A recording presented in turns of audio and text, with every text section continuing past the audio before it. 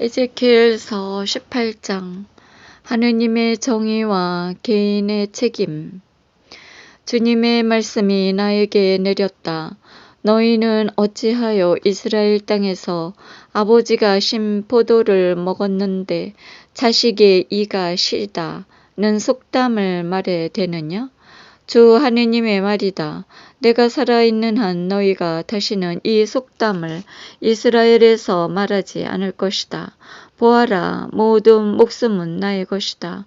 아버지의 목숨도 자식의 목숨도 나의 것이다. 죄지은 자만 죽는다.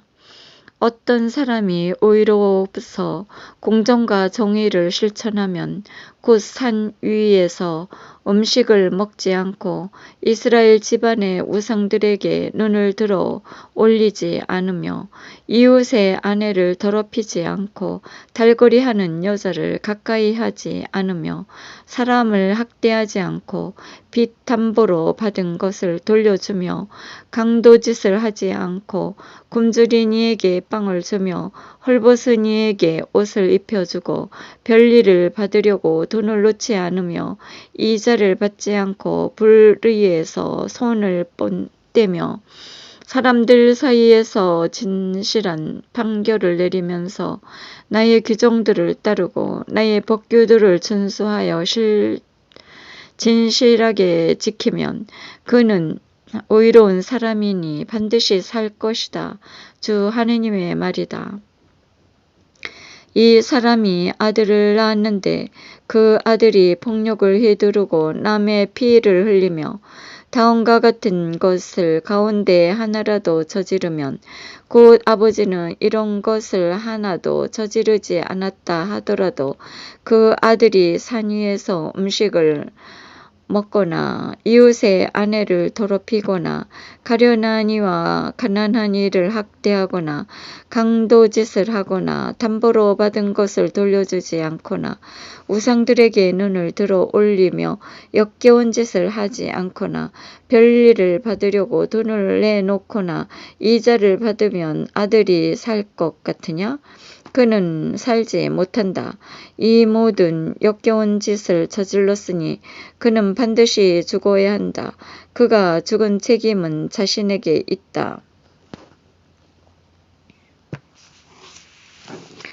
이 사람이 아들을 낳았는데 그 아들이 아버지가 저지른 모든 죄를 보고 깨달아 그대로 따라하지 않으며 곧 산 위에서 음식을 먹지 않고 이스라엘 집안의 우상들에게 눈을 들어 올리지 않으며 이웃의 아내를 더럽히지 않고 사람을 학대하지 않으며 담보물을 잡지 않고 강도짓을 하지 않으며 굶주린 이에게 먹을거리를 주고 헐벗은 이에게 옷을 입혀주며 불의에게 손을 떼어 별리도 이자도 받지 않으면서 나의 법규들을 지키고 나의 규정들을 따르면 그는 자기 아버지의 죄 때문에 죽지 않고 반드시 살 것이다.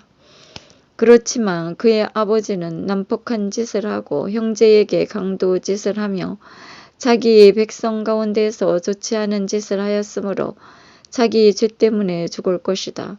그런데 너희는 왜 그 아들이 아버지가 지은 죄값을 짊어지지 않는가 하고 묻는다. 그 아들이 공정과 정의를 실천하고 나의 모든 규정을 준수하여 지켰으므로 그는 반드시 살 것이다. 죄지은 자만 죽는다. 아들은 아버지의 죄값을 짊어지지 않고 아버지는 아들의 죄값을 짊어지지 않는다. 의인의 의로움은 그 자신에게만 돌아가고 악인의 죄악도 그 자신에게만 돌아간다.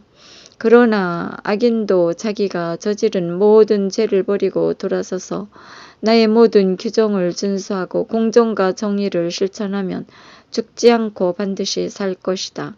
그가 저지른 모든 죄악은 더 이상 기억되지 않고 자기가 실천한 정의 때문에 살 것이다. 내가 정말 기뻐하는 것이 악인의 죽음이겠느냐? 주 하느님의 말이다. 악인이 자기가 걸어온 길을 버리고 돌아서서 사는 것이 아니겠느냐? 그러나 의인이 자기 정의를 버리고 돌아서서 불의를 저지르고 악인이 저지르는 온갖 역겨운 짓을 따라 하면 살 수 있겠느냐? 그가 실천한 모든 정의는 기억되지 않은 채 자기가 저지른 배신과 자기가 지은 죄 때문에 죽을 것이다.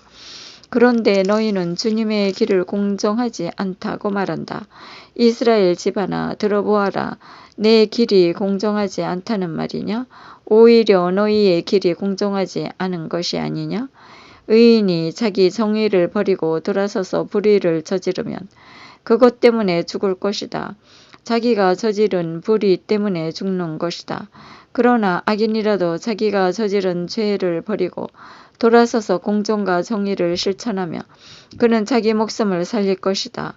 자기가 저지른 모든 죄악을 생각하고 그 죄악에서 돌아서면 그는 죽지 않고 반드시 살 것이다. 그런데도 이스라엘 집안은 주님의 길은 공정하지 않다고 말한다. 이스라엘 집안아, 내 길이 공정하지 않다는 말이냐? 오히려 너의 길이 공정하지 않은 것 아니냐? 그러므로 이스라엘 집안아, 나는 저마다 걸어온 길에 따라 너희를 심판하겠다. 주 하느님의 말이다. 회개하여라. 너희의 모든 죄악에서 돌아서라. 그렇게 하여 제가 너희에게 걸림돌이 되지 않게 하여라. 너희가 지은 모든 죄악을 떨쳐버리고 새 마음과 새 영을 갖추어라. 이스라엘 집안아, 너희가 어찌하여 죽으려 하느냐? 나는 누구의 죽음도 기뻐하지 않는다. 주 하느님의 말이다. 그러니 너희는 회개하고 살아라.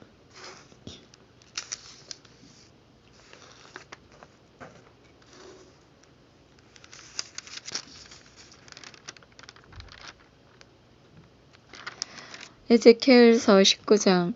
유다 임금들의 죽음을 애도하다. 너는 이스라엘의 제후들을 위하여 애가를 불러라. 이렇게 노래하여라. 너의 어머니는 어떤 어머니였는가? 수사자들에게 둘러싸인 암사자가 아니었던가?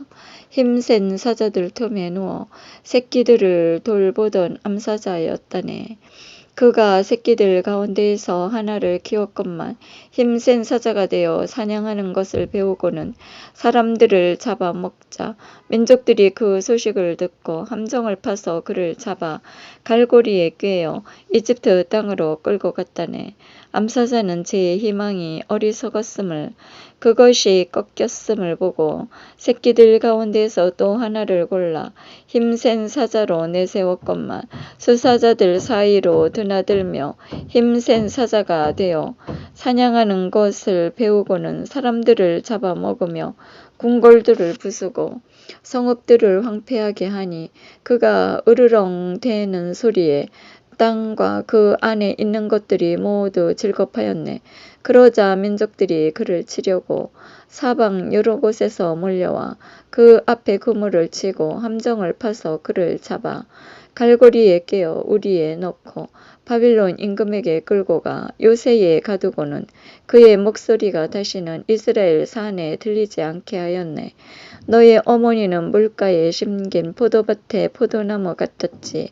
물이 많아서 열매가 풍성하고 가지가 무성하였는데 그 가운데 든든한 줄기 하나가 통치자의 홀이 되었네. 점점 키가 자라서 굵은 가지를 위로 솟아 그 키와 많은 가지들 덕분에 멀리서도 보였다네. 그러나 그 포도나무는 분노 속에 뽑혀 땅바닥에 던져지니 쇳바람에 말라버리고 열매는 찢겨 나갔다네. 그 세차던 줄기는 말라버리고 불에 타버렸네. 이제 그것은 광야에 가물고 메마른 땅에 옮겨졌는데 줄기에서 불이 나와 가지와 열매를 살라버렸네. 그래서 그 포도나무에는 튼튼한 줄기와 통치자의 호울이 남지 않았네. 이것은 애가이며 또한 애가로 불렸다. 생명의 말씀이신 주님, 영원히 찬미 받으소서.